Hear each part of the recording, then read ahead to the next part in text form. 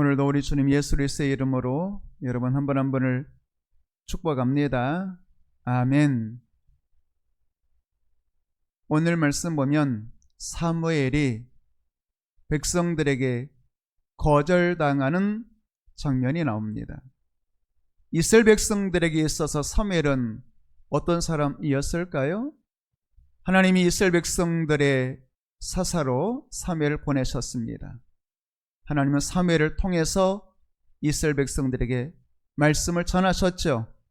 또 사무엘은 이스라엘 민족의 위기가 있을 때마다 하나님 앞에 기도했습니다. 우리가 잘 알고 있는 미스바의 대성에 사무엘이 주도한 것 아니겠어요? 그러니까 하나님은 사무엘을 통해서 이스라엘 백성들에게 말씀하시고 사무엘이 이스라엘 백성들을 위해서 기도할 때 응답해 주셨습니다. 사무엘은 하나님의 세운 하나님의 사람이었습니다. 그런데 이스라엘 백성들이 사무엘에게 요구하는 것입니다. 우리에게 왕을 주세요.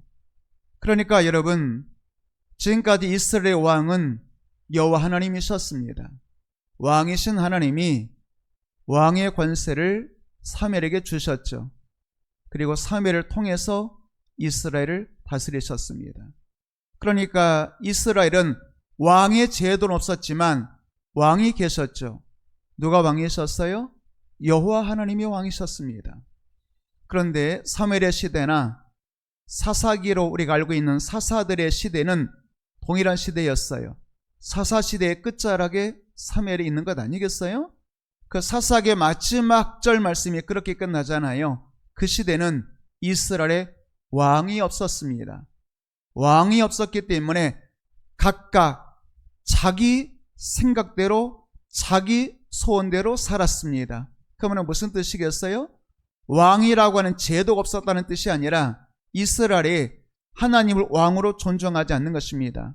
그러니까 왕이신 하나님을 인정하지 않았다는 말은 하나님의 통치 다스림을 받지 않는다는 것이죠.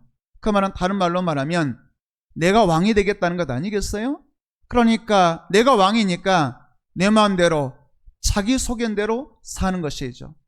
그러니까 사사시대를 한마디로 표현해보자면 하나님을 왕으로 인정하지 않는 시대, 하나님이 왕이 아니시니까 자기가 왕인 시대, 그러니까 하나님의 말씀, 왕이신 하나님의 말씀 필요 없는 시대, 자기 생각, 자기 소견대로 사는 시대, 이런 시대라고 사사시대를 말씀하고 있는 것입니다.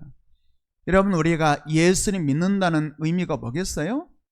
예수를 믿는다라고 말할 때 우리가 흔히 신앙고백이라는 단어를 사용하잖아요. 베드로의 신앙고백을 우리가 유명하게 중요하게 생각하고 있죠.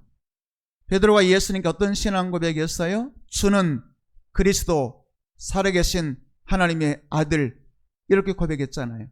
주, 그리스도, 하나님의 아들. 사실은 세 가지 내용일 수도 있겠지만 그러나 하나의 내용인 것입니다. 공통점이 있다는 것이죠.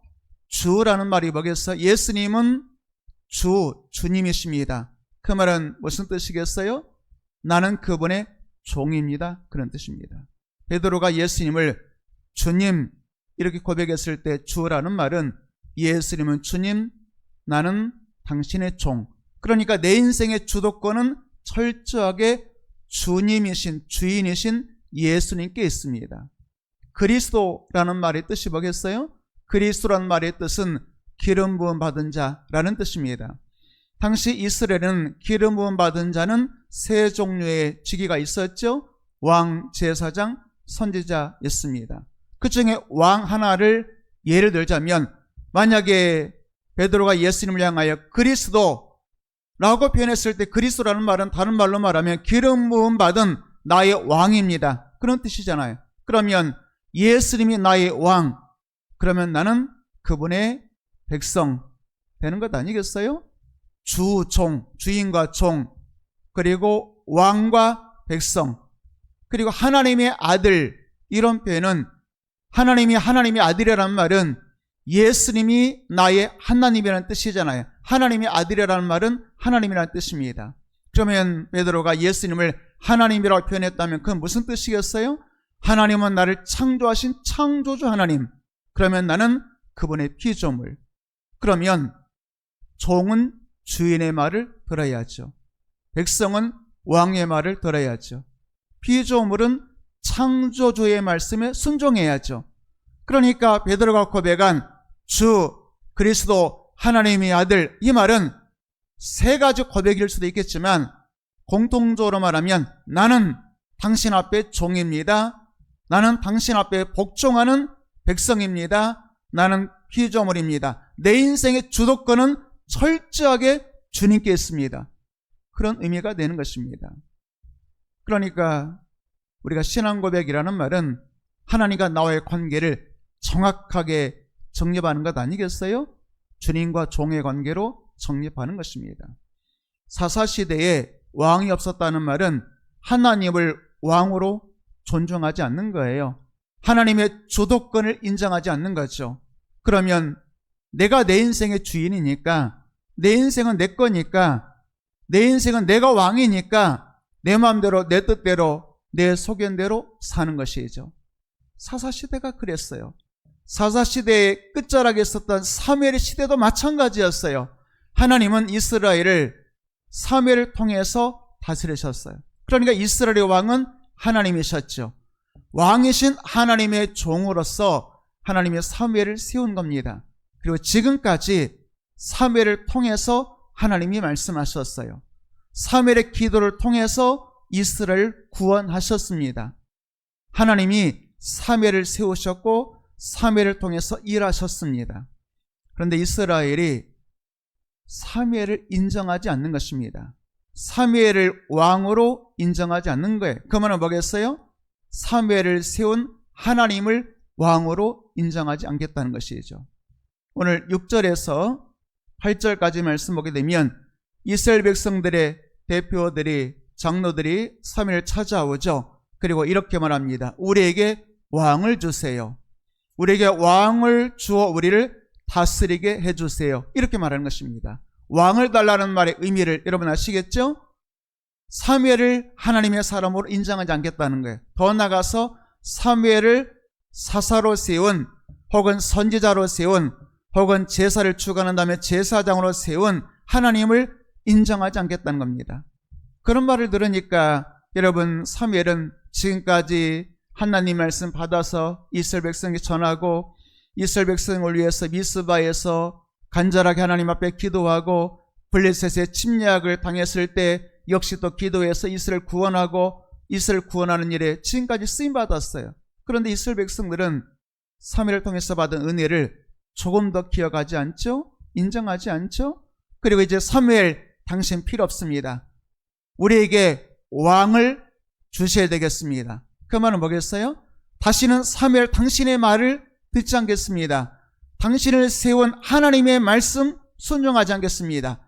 우리끼리 눈에 보이는 왕을 세워서 그 왕의 말을 듣겠습니다. 그런 것 아니겠어요? 그럴 때, 자, 여러분, 사무엘은 그렇게 사랑했던 사람들로부터 거절당했습니다. 그때 사무엘의 마음 상태를 이렇게 표현하죠. 사무엘이 그것을 기뻐하지 아니하여. 지난 시간에 이 말씀을 설교하면서 그렇게 표현했어요. 사무엘이 기분 나빴다는 것입니다. 여러분, 사무엘도 사람이잖아요. 감정이 있잖아요. 누군가에게 거절당했을 때 기분 안 나쁘겠어요? 기분 나쁘죠. 그런데 여기에서 사무엘의 위대한 모습이 나오게 되는 것입니다. 기뻐하지 아니하여. 기분 나빴어요. 거절당할 때 감정이 상했어요. 기분 나빴어요. 그때 사무엘은 자기를 거절한 사람들과 싸우지 않습니다. 왜 이런 욕을 하느냐고 그들과 다투지 않습니다. 그러면 사무엘은 무엇을 했어요? 기분 나쁠 때, 거절당했을 때 여호와께 기도했다, 이렇게 말씀하고 있습니다.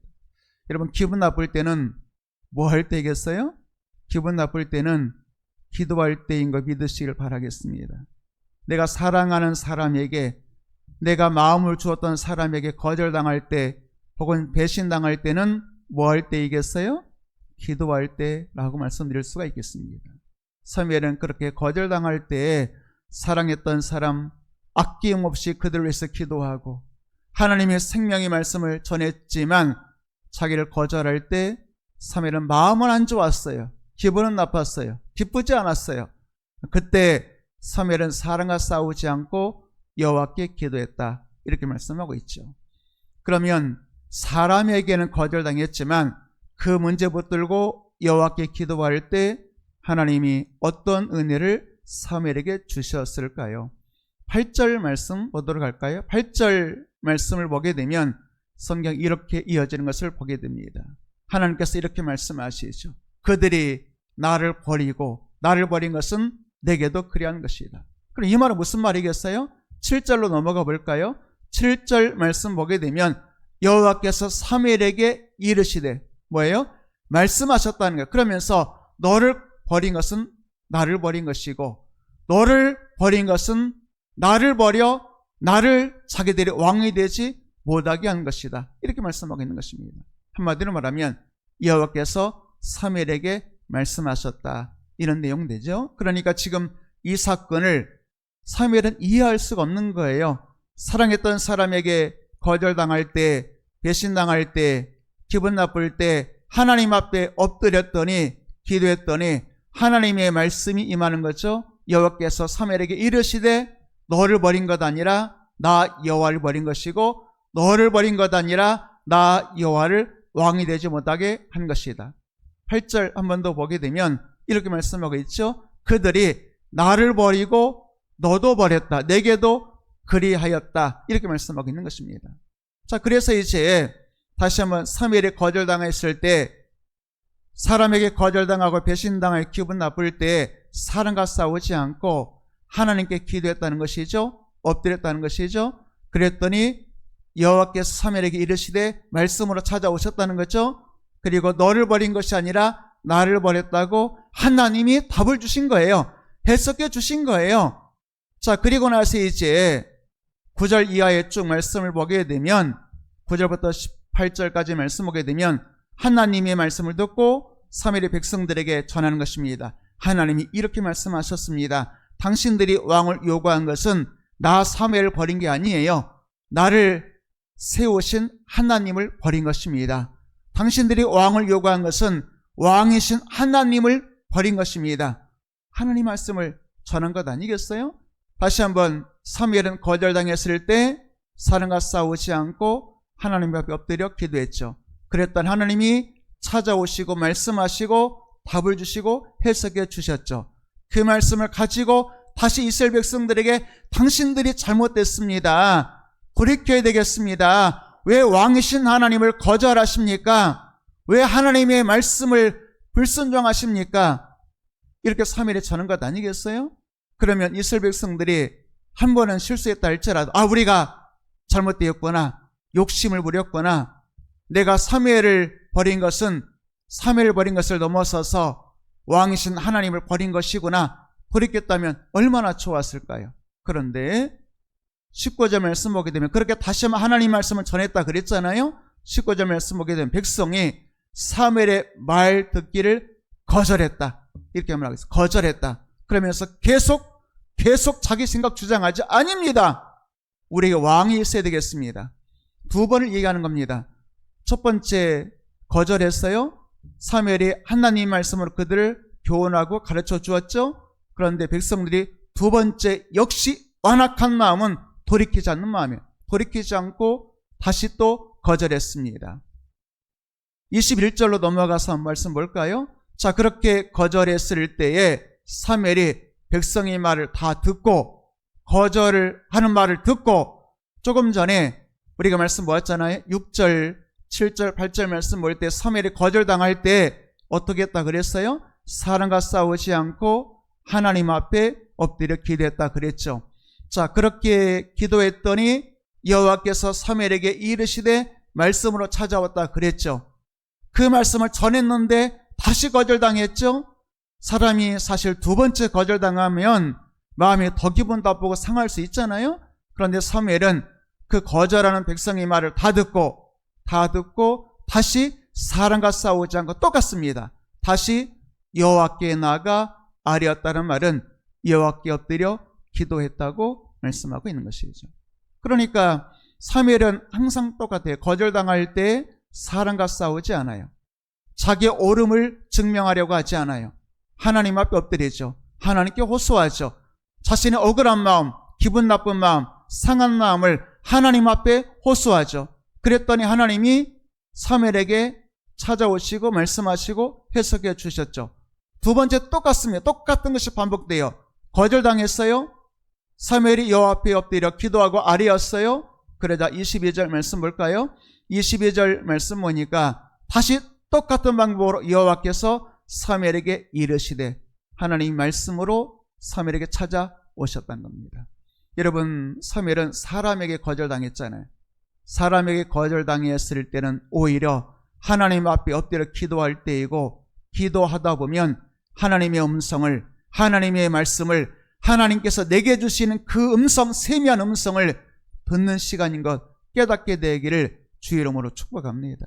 그러니까 사실 우리는 거절당할 때, 배신당할 때, 혹은 사람의 거절로 인해서 기분 나쁠 때, 여러분 사실 마음은 요동할 수 있겠지만 그 요동하는 마음을 사랑과 대적하지 아니하고, 사랑과 싸우지 아니하고 하나님 앞에 나가 하나님께 맡길 수만 있다면, 다른 말로 말하면 기도할 수만 있다면, 그 위기는, 거절당한 것은, 기분 나쁜 것은 오히려 사람에게는 거절당할 수 있으나 하나님의 음성을 듣는, 하나님의 임재를 경험하는 복된 은혜의 시간인 것 깨닫게 되기를 주의 이름으로 축복합니다. 어쩌면 이렇게도 해석할 수 있지 않겠어요? 우리가 사람에게 거절당하고 사람을 통해서 기분 나쁜 일을 당할 때 오히려 하나님은 내게로 가까이 오라 하시는 하나님의 초대장일 수 있지 않을까요? 하나님의 말씀을 들려주고 싶어 하시는, 하나님의 음성을 들려주고 싶어 하시는, 하나님의 임재 경험하게 하고 싶어 하시는 하나님의 초대장일 수도 있는 것입니다. 그러므로 여러분, 고난도 유익이라는 시편 기자의 고백이 있잖아요. 고난은 고난으로 끝나지 않아요. 그 고난 때문에 하나님 앞에 나갈 수만 있다면, 그 고난 붙들고 하나님 앞에 엎드릴 수만 있다면, 그 고난 때문에 하나님 앞에 기도할 수만 있다면 하나님 만날 수 있는 위대한 기회인 것 믿으시기를 바랍니다.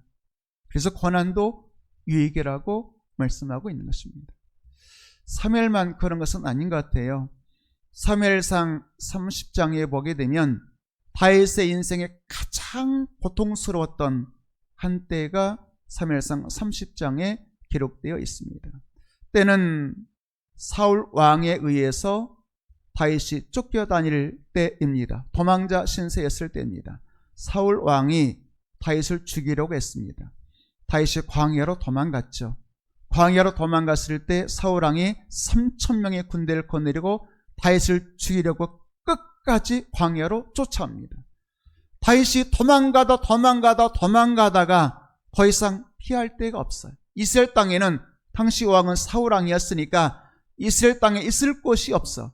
사울의 창끝을 피하다가 다윗이 결국 국경을 넘어서 가드 땅, 블레셋의 가드라는 도시로 도망가게 되죠.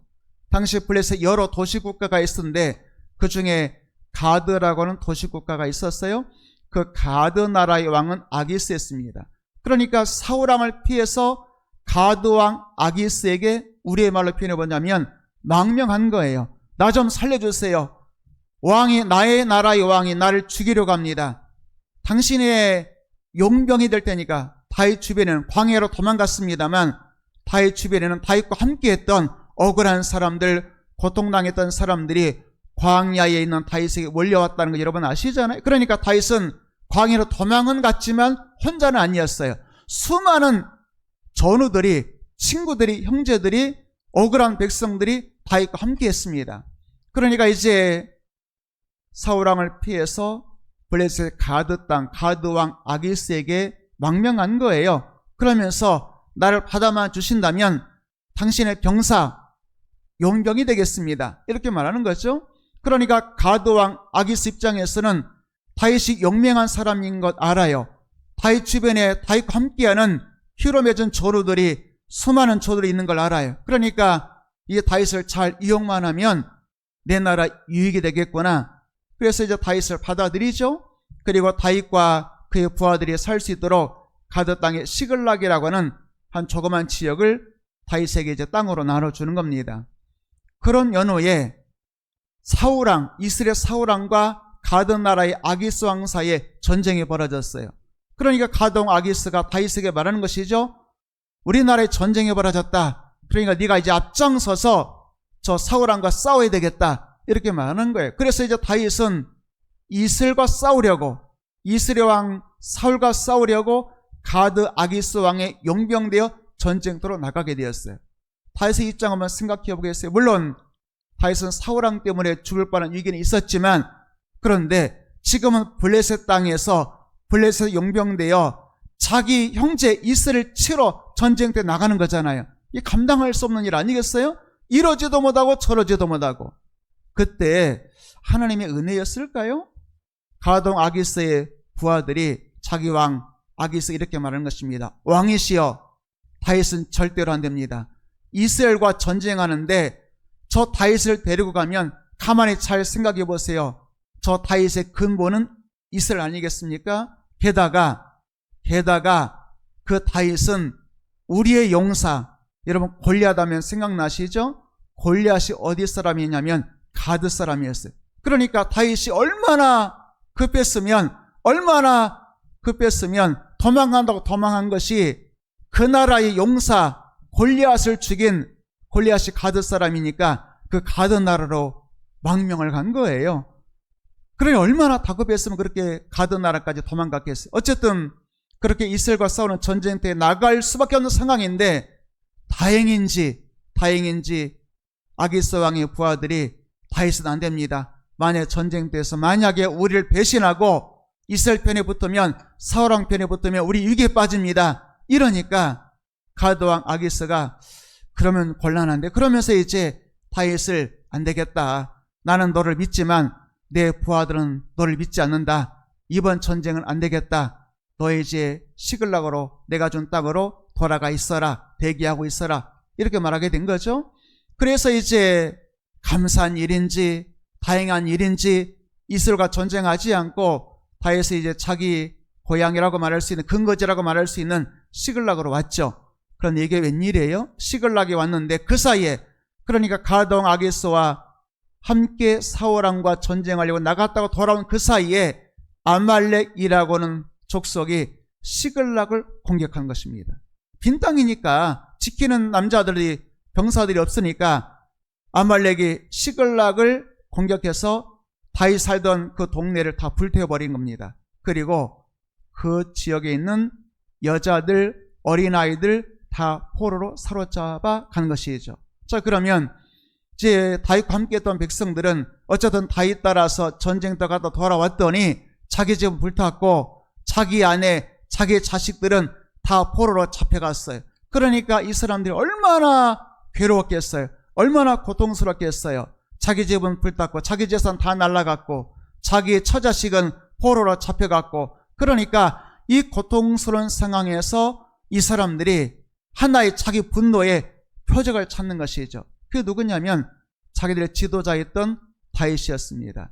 사무엘상 30장 6절 말씀을 보도록 할까요? 6절 말씀 보니까 백성들이 자기 자녀들 때문에, 자식들 때문에 마음이 슬퍼서, 그러니까 이 사람들은 다윗의 부하였어요. 그러니까 억울한 일 당하고 괴로운 일 당해서 일세상에 살 수 없는 이 사람들이 광야의 다윗에게로 도망온 것 아니겠어요? 그리고 다윗을 자기들의 지도자로 삼고, 이제 우리는 다윗 당신을 우리의 지도자로 삼고 당신과 목숨을 함께 하겠습니다. 그런 피로 맺은 전우 아니겠어요? 그런데 자기 인생에 심각한 위기에 빠졌다고 자녀 때문에 마음이 슬퍼서 다윗을 돌로 치자 이렇게 말했어요.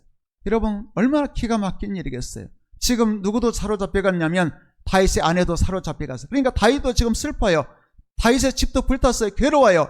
그런데 그보다 더 슬픈 일은 어제까지 피로 맺은 전우와 같은 그런 자기의 부하들이 혹은 동료들이, 함께한 사람들이 자기를 어제까지는 우리의 지도자입니다 라고만 했던 사람들이 돌로 치려고 하니까 다윗이 얼마나 괴롭겠어요. 말할 수 없는 상처, 지금 현재 당하고 있는 고난도 괴로운 일이지만, 자기 집이 불타고 자기 아내가 사로잡혀간 것도 괴롭지만, 믿었던 사람들로부터 돌에 맞게 생겼으니, 돌에 맞아 죽게 생겼으니 얼마나 괴로웠겠어요. 그때 다윗의 마음을 이렇게 표현하죠. 다윗이 크게 다급하였다. 그러니까 이러지도 못하고 저러지도 못하고 마음이 크게 다급했어요.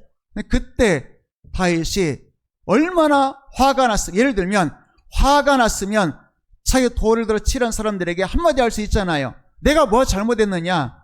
당신들 보고 나 따라오라고 했느냐? 너희들이 따라와 놓고 이제 와서 어려운 일 당했다고 나를 돌로 쳐서 죽이려고 하느냐? 싸울 수도 있지 않겠어요? 그러고도 당신들이 나와 형제라고 피로 맺은 전우라고 친구라고 말할 수 있느냐? 라고 말할 수 있잖아요. 그런데 그때 다윗은 사람과 싸우지 않고 그 다음 말씀 볼까요? 그의 하나님 여호와를 힘입고 용기를 얻었다. 사람에게 거절당하고 심지어 말로 거절한 정도가 아니라 돌을 들어 치려고 하는 그 성난 무리 앞에서 다윗은 사람과 싸우지 않고 하나님 앞에 엎드리는 거예요. 그리고 하나님 앞에 엎드려 기도했더니 여호와를 통해서 새 힘을 얻고 그리고 잃어버린 용기를 얻었다고 말씀하고 있는 것입니다. 여러분, 어떤 위기 앞에서든 특별히 사랑과의 관계 속에서 거절당하고 그리고 배신당하고 상처 입을 때 여러분 하나님 앞에 엎드릴 때인 것 믿으시를 축복합니다. 그러면 여호와를 통해서 새 힘을 얻고 용기를 얻게 될 줄로 믿습니다. 8절까지 말씀 볼까요? 8절 말씀 보게 되면 어떻게 다윗이 여호와를 통해서 힘을 얻고 용기 얻었느냐라고 말할 때 이런 사람들로부터 거절당하고 사람들이 믿었던 사람의 돌로 치려 할 때 다윗이 여호와께 묻자와 이르되 뭐 하는 거예요? 하나님 앞에 기도했다고 말씀하고 있습니다. 한번 현실 상황을 한번 여러분들이 상상해 볼까요? 자, 지금 전쟁터에 나갔다가 돌아왔어요. 내 집 불탔습니다. 내 처자식 다 포로로 사로잡혀 갔어요. 그럼 어떻게 되겠어요? 1시간도 지체할 수 없잖아요. 암말렉 쫓아가야 되잖아요. 전쟁해야 되잖아요. 다 찾아와야 되잖아요. 여러분 급하니까 빨리 쫓아가야 되지 않겠어요? 그런데 다윗은 급할수록 다급할수록 거절당할수록 눈앞에 닥친 문제가 첩첩산중같이 겹쳐 있을수록 다윗은 서두르지 않았죠. 문제 해결을 위해서 달려가지 않죠. 급할수록 돌아가는 말이 있잖아요. 다윗은 급할수록 하나님 앞에 엎드려 기도하고 있는 것이죠. 그랬더니 여호와께서 다윗에게 대답하시되, 다시 말씀 볼까요? 다윗이 여호와께 묻자와 이르되 여호와께서 그에게 다윗에게 대답하시되, 다윗이 여호와께 뭐라고 물었어요? 내가 이 아말렉 군대를 추격하면 따라잡겠습니까? 따라잡아 전쟁에서 이기고 포로들 빼앗겼던 것을 찾을 수 있겠습니까? 여호와께서 그에게 대답하시되 그를 쫓아가라. 네가 반드시 따라잡고 도로 찾으리라. 따라잡겠나이까? 따라잡을 것이다. 여러분 다윗이 기도한 대로 하나님께서 응답해 주셨잖아요. 여러분 오늘 사무엘 이야기도 좀 했고 그리고 다윗 이야기를 좀 했습니다만 우리의 인생에 정말 다급할 때, 괴로울 때, 거절당할 때, 사람 때문에 가슴이 찢어지고 상처 입을 때 사무엘처럼 여호와 앞에 엎드릴 수만 있다면 하나님의 음성 들을 수 있는 것 아니겠어요? 다윗처럼 마음이 다급하고 괴로울 때는 하나님 앞에 엎드릴 때 아니겠어요? 그러면 하나님의 음성을 듣게 되는 것이죠. 하나님의 음성만 듣게 되겠어요? 하나님의 말씀만 듣게 되겠어요? 18절에서 20절까지 말씀 보게 되면 이런 말씀이 반복됩니다. 다윗이 모든 것을 도로 찾고 오늘 여러분들 18절에서 20절까지 말씀 보게 되면 3번 반복되어 놓은 말씀이 있어요. 모든 도로 찾고 모든 것을 도로 찾고 19절 말씀 볼까요? 19절 말씀 보니까 모두 도로 찾아왔고 18절 모든 것을 다시 찾아왔고 모두 도로 찾아왔고 20절까지 말씀 볼까요? 20절까지 보니까 다윗이 다 모든 다 찾고 도로 찾고 되찾았더니 이렇게 되는 거죠. 여러분 회복의 역사는 누가 일으키시겠어요? 하나님이 기도하는 자에게 회복의 은총 주실 줄로 믿습니다. 사람에게는 거절당했어도 사람과 싸우면 답이 없어요. 끝나는 겁니다. 파장이에요. 다윗의 시글락과 광야의 공동체가 서로 싸우면 끝장나는 것 아니겠어요? 한쪽 무리가 심지어 돌을 들어 치려 한다 할지라도 다윗이 그들과 싸우지 않고 하나님 앞에 엎드려 답을 찾았기 때문에 이 공동체는 다시 회복이 되었고 훗날 다윗이 이스라엘 왕이 되는데 결정적인 도움을 주는 사람들 된 것 아니겠어요? 여러분, 오늘 우리가 싸운다면 답이 없어요. 갈등을 일으킨다고 내 감정대로 기분 나쁘다고 행동하면 답이 없어요. 사람에게 거절당할 때는 하나님 앞에 엎드릴 때이죠. 그러면 하나님이 말씀으로, 사무엘에게도 말씀으로 찾아왔고 다윗에게도 기도할 때 말씀으로 찾아왔고 그리고 모든 것을 다 회복시켜 주시는 하나님이신 것을 우리가 보게 되는 것입니다. 여러분, 사람과의 관계 속에서 갈등이 있을 때 혹은 누군가 나에게 억울한 말을 하고 누군가 나에게 없는 말을 지어내고 누명씌우고 말할 수 없죠. 변명하고 싶죠. 내가 옳다는 것을 이야기하고 싶죠. 여러분, 그럴 때 어떻게 해야 될까요? 하나님 앞에 엎드려 기도하는 여러분 되기를 축복합니다. 그러면 사람과의 관계 속에서도 하나님이 여러분의 해답이 되시고 하나님이 회복의 은총 주실 줄로 믿습니다. 다윗이 시편 109편 2절 4절에서 이렇게 고백하는 장면이 납니다. 시편 109편 2절 한번 읽어볼까요? 시작. 그들이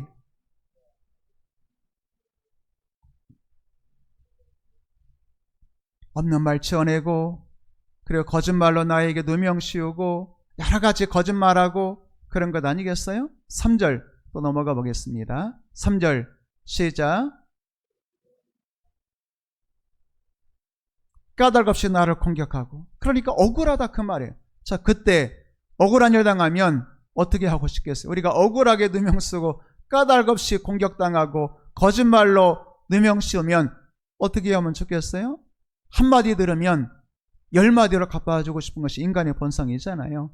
오는 몽둥이 한 대 맞으면 홍두깨로 내려쳐야 직성이 풀리는 것 아니겠어요? 10배로 갚아줘야 되는 것 아니겠어요? 다윗의 위대한 점이 이겁니다. 시편 109편은 다윗의 시라는 제목이 붙어 있어요. 4절 말씀 보도록 하겠습니다. 4절 말씀 한번 읽어볼까요? 시작. 나는 사랑하나 그들은 도리어 나를 대적하니. 멈춰볼까요? 나는 사랑하나, 끝까지 사랑해. 그러나 그들은 도리어 나를 대적해. 내가 사랑하는 그 마음을 알아주지도 않고 끝까지 대적해. 그때 어떻게 하면 좋겠어요? 한번 읽어보겠습니다. 시작. 나는 기도할 뿐이라. 뭐겠어? 하나님께 맡기는 것 아니겠어요? 여러분, 이 말씀이 다윗의 고백이기도 하겠습니다만 여러분의 고백되기를 축복합니다. 다시 한번 4절 읽어볼까요? 시작. 나는 사랑하나 그들은 도리어 나를 대적하니 나는 기도할 뿐이라. 사무엘도 거절당할 때 기도할 뿐이라. 그럴 때 하나님이 말씀으로 찾아와 주셨죠. 다윗도 사랑하나 거절당할 때 기도할 뿐이라. 그럴 때 하나님이 말씀으로 찾아오셨고 모든 것을 다 회복시켜 주셨잖아요. 오히려 그것 때문에 다윗은 하나님의 사람으로 더 존귀하게 쓰임받게 되는 것입니다.